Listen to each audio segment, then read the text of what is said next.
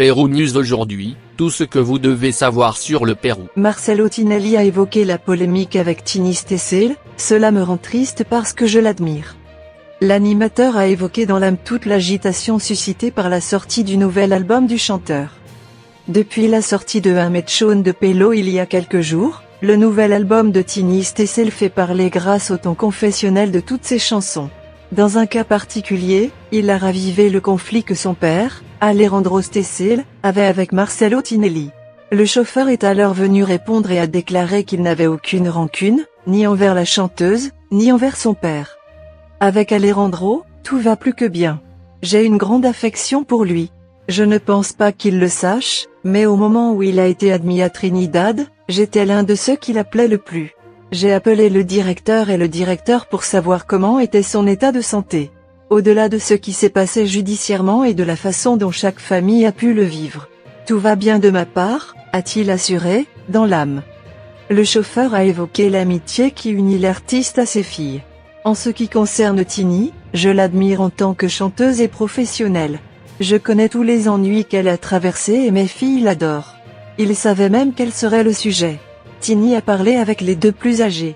Ils m'ont dit s'il te plaît, papa a fini, elle doit suivre un processus qu'elle a vécu. C'est tout à fait compréhensible, a-t-il déclaré, quelques jours après que Candé Tinelli a exprimé son malaise face au triple T. Je ne vais pas m'en charger. Elle l'a vécu ainsi et je le regrette. Cela me rend triste parce que je l'admire profondément en tant qu'artiste. Je lui souhaite le meilleur et cela ne peut pas me mettre en colère. Au contraire. Avec tout ce qui s'est passé, ce que je veux, c'est qu'il réussisse.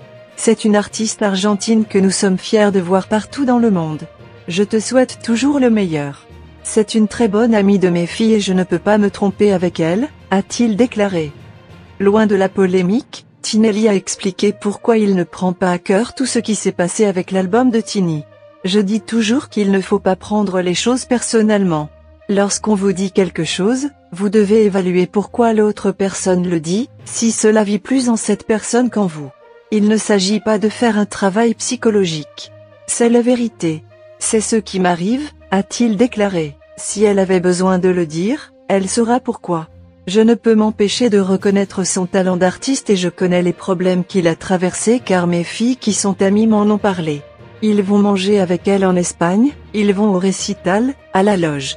De mon côté, tout va plus que bien, ce qui ne veut pas dire que de l'autre côté, cela a pu affecter certaines choses, a-t-il expliqué, à propos du lien très étroit qu'entretiennent Micaela et Candé Tinelli. Pour des personnes aussi compétentes que Tini, il n'est pas nécessaire de dire maintenant tu vas le dire. Oui, c'est sorti. C'est bien d'être mordu et là-bas, on ne pense pas la même chose. Ma relation avec Alejandro, de ma part, est bonne et j'espère qu'il en sera de même de sa part, a-t-il déclaré. Nous nous sommes vus avec Alejandro, nous nous sommes fait un câlin. Nous avons parlé au téléphone, précisément de choses concernant le programme et j'ai parfaitement parlé avec lui.